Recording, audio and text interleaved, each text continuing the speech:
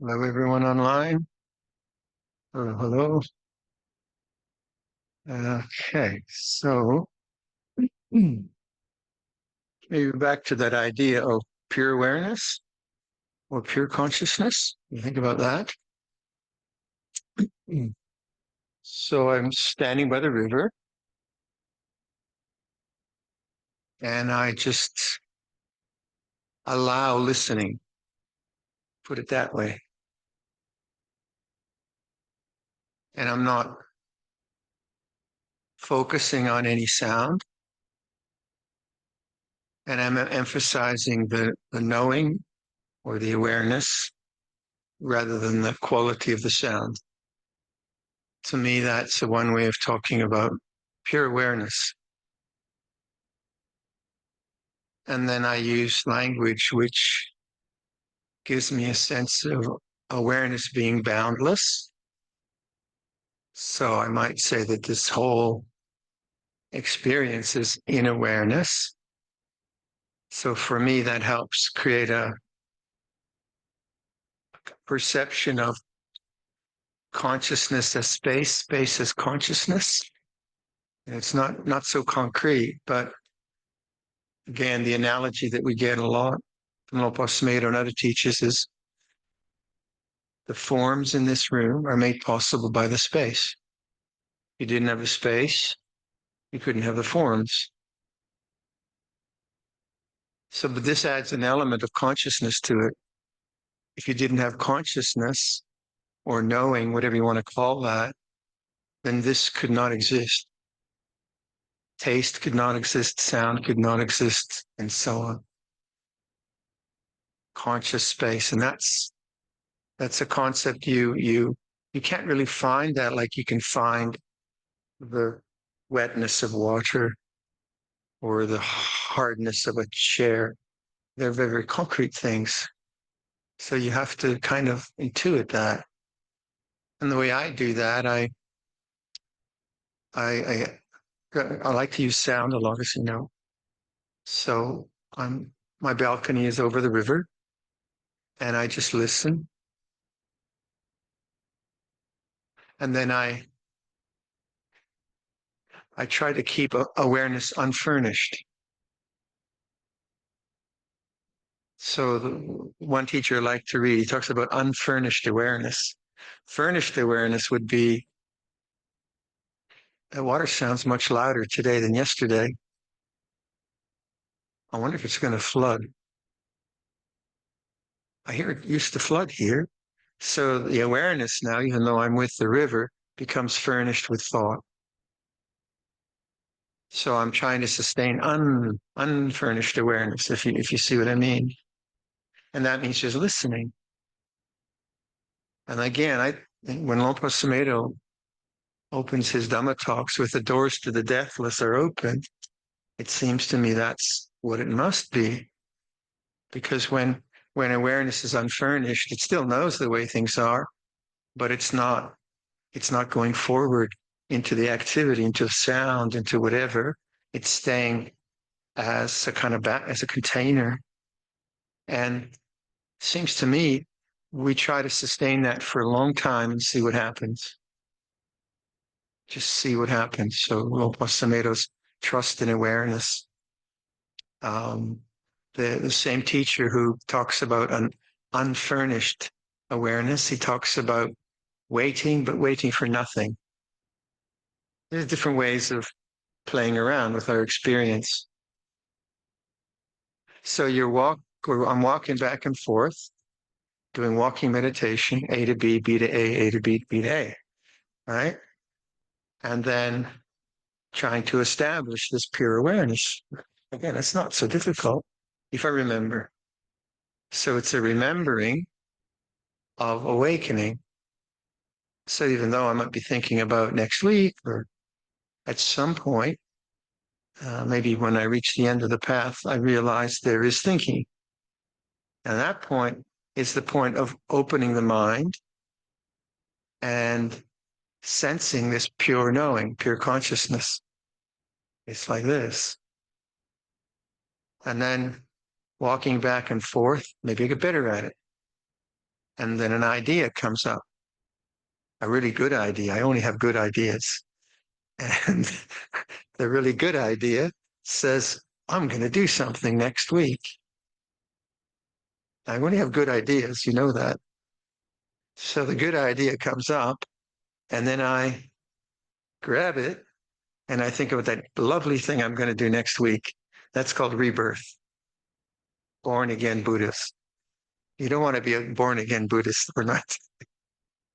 So attention takes the idea and gets involved in the idea. Now, that's not wrong. We have to do that, in fact. We have to plan and so on. But we also want to learn how to relax attention away from this constant restlessness of involvement and begin to touch the silence and the peacefulness of the deep, deep consciousness or deep, deep background, which is possible. So if we're always picking up things and furnishing them, we're always caught, we're always reborn, we're always just furnishing this room until it has all this IKEA furniture in it. And we start to really hate this IKEA furniture because our minds just become very full.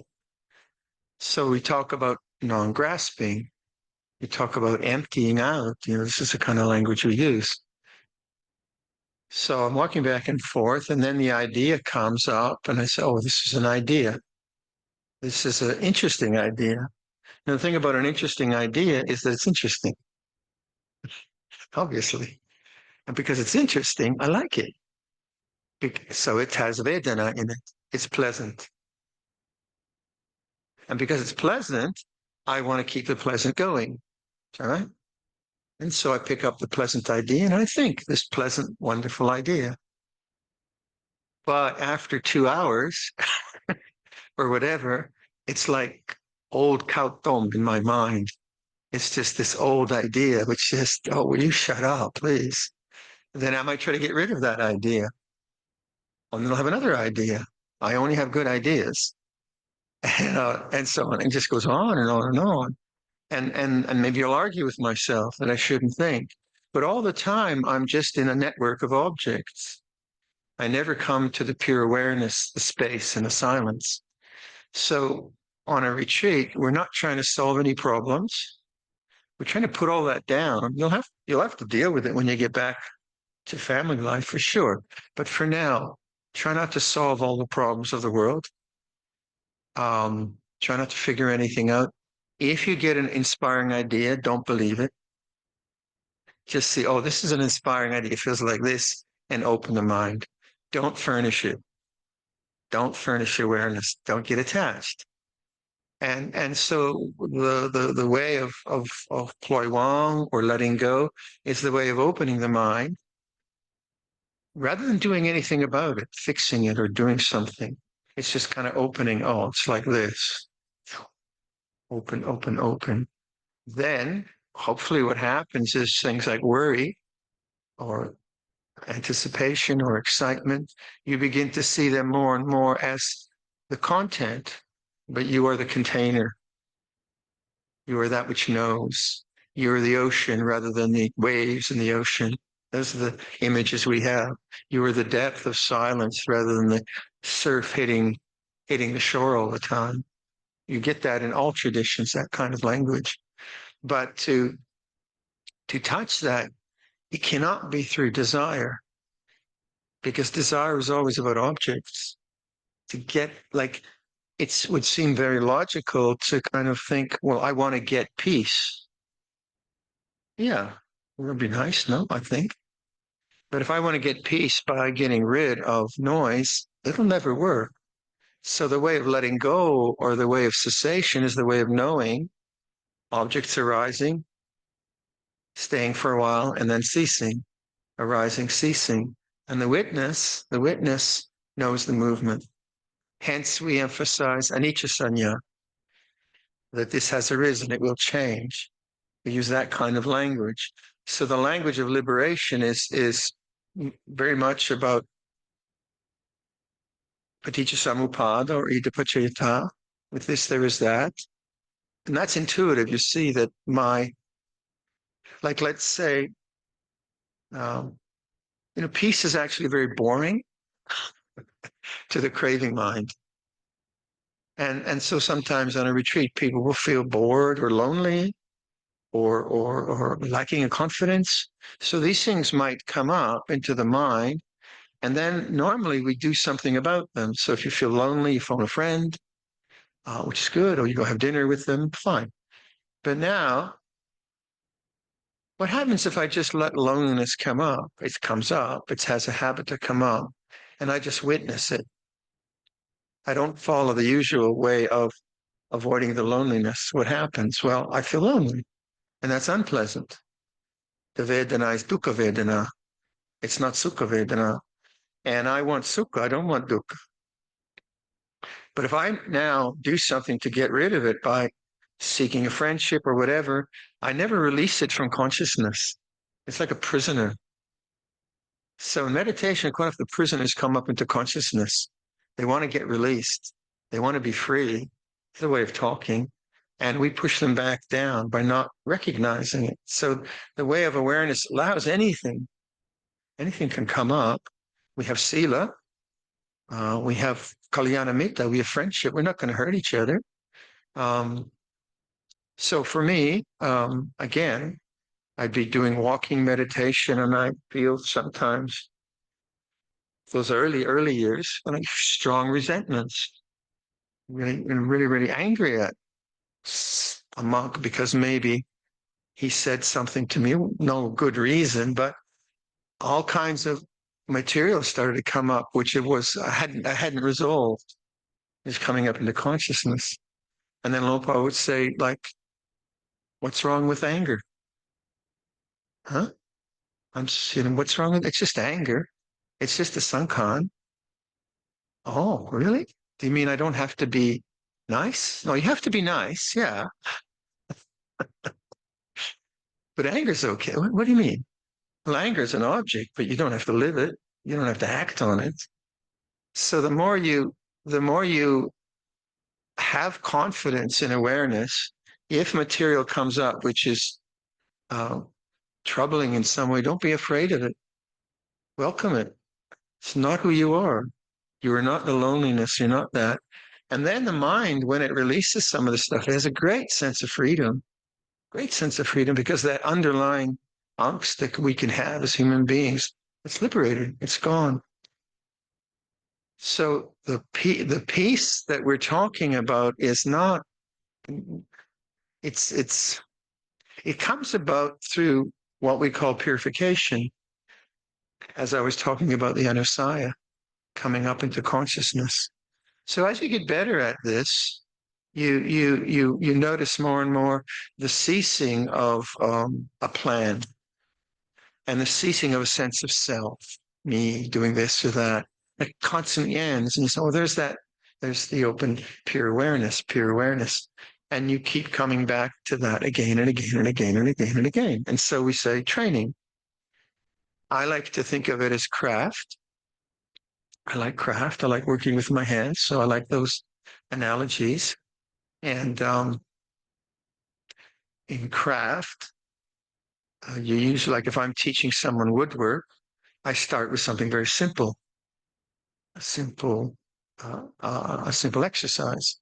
And the same with understanding pure awareness. I try to use a very simple exercise like sound and just listen to sound. It sounds very simple. And then I can listen unfurnished, receptive, quiet. And then I sustain that for 7 days. That would be satipatthana. Sustain it for 7 days and you'll probably see something. Why is it hard to sustain? Habit. Habit, that's all. So we train in little ways. But if I can, going back to the idea of a simple and complex and training of craft, if I can understand this exercise of just simplicity of listening, and I do that a lot, on the simplicity of seeing. So I just look at this marble or the granite floor, and I just look. And in the looking, I make no comment. It is what it is.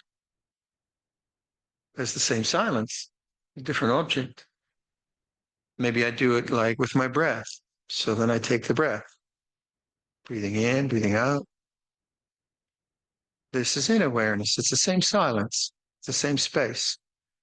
So those exercises then cultivate an intuition within me, which then can deal with fear and anxiety and anger, all the more complex things that we get caught up with. Obviously, they're much more difficult to deal with, but it's the same exercise. So what is the pure awareness of feeling betrayed? What is the pure awareness of feeling cheated? What is the pure awareness of those are all the negative things, and there's all the positive things too. It's the same. It's much more hard because there's more craving, there's more desire, there's all that complexity. So on a retreat, and this is the beauty of a retreat, that we're given this opportunity. It's just an amazing opportunity. And we're kind to each other. We trust each other. This is amazing. And we all have nice outfits, except me. And we all look nice and so on and so forth. But we're in an environment where we can experience anything, really. Whatever comes up is okay. We just have to attend. And so that is where I keep coming back to the idea of metta bhavana. Metta is an acceptance and an opening to the way things are.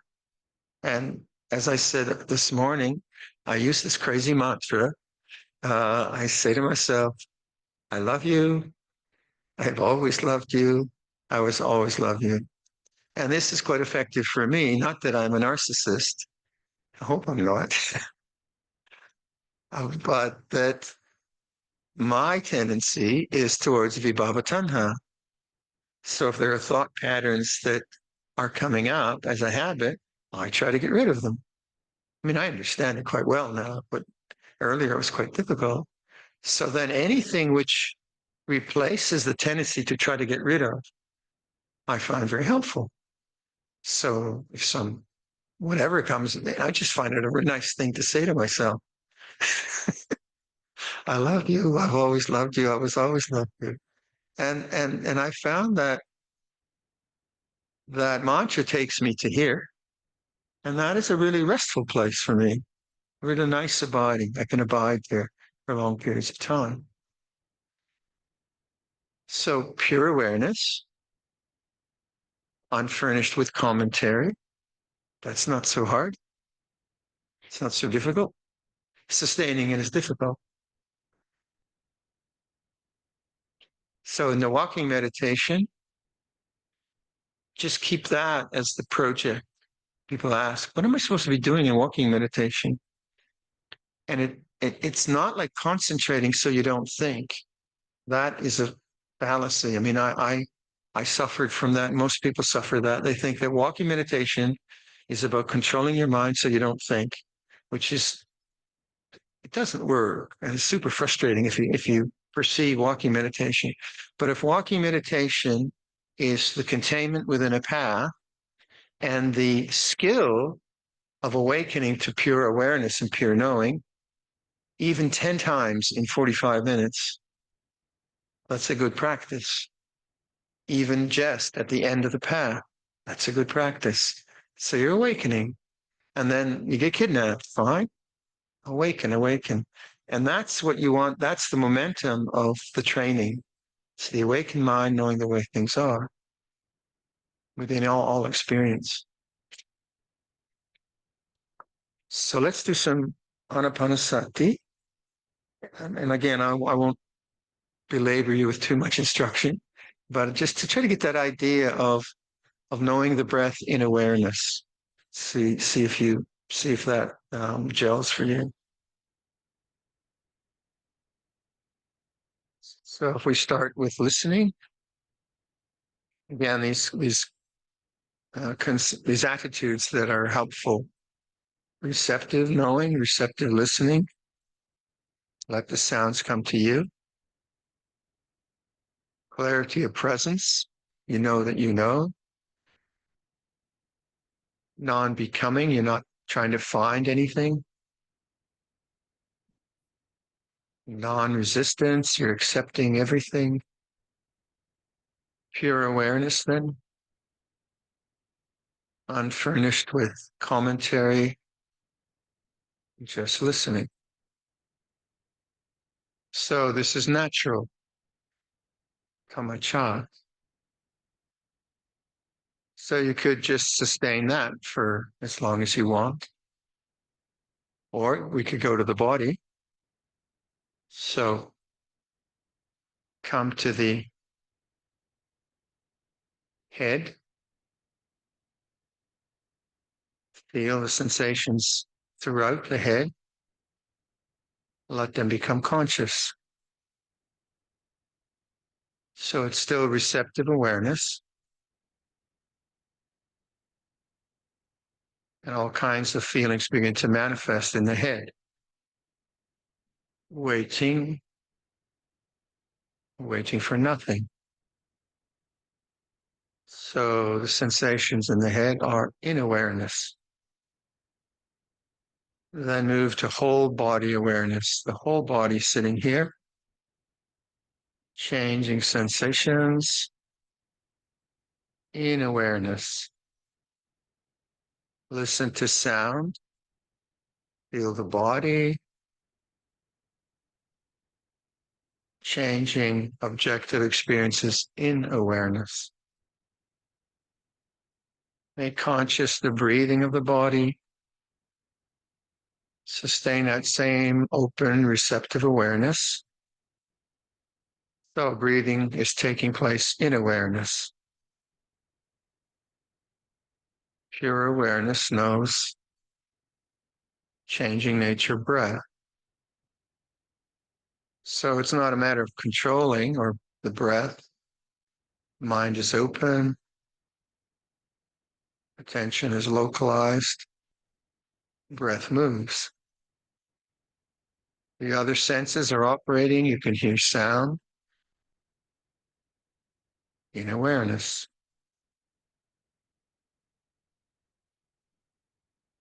So just be with the breathing. It's like you're just hanging out with a good friend.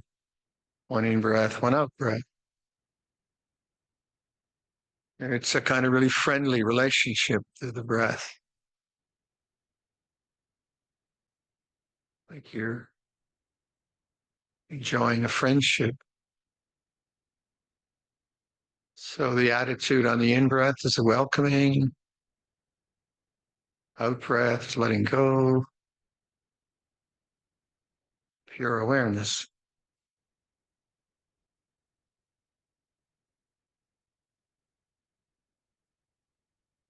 And notice when you become preoccupied with thought, how your mind becomes quite narrow. It's not open. It's narrowly contained or consumed by some idea. So then you want to open the mind in awareness, openness, welcoming, and begin again.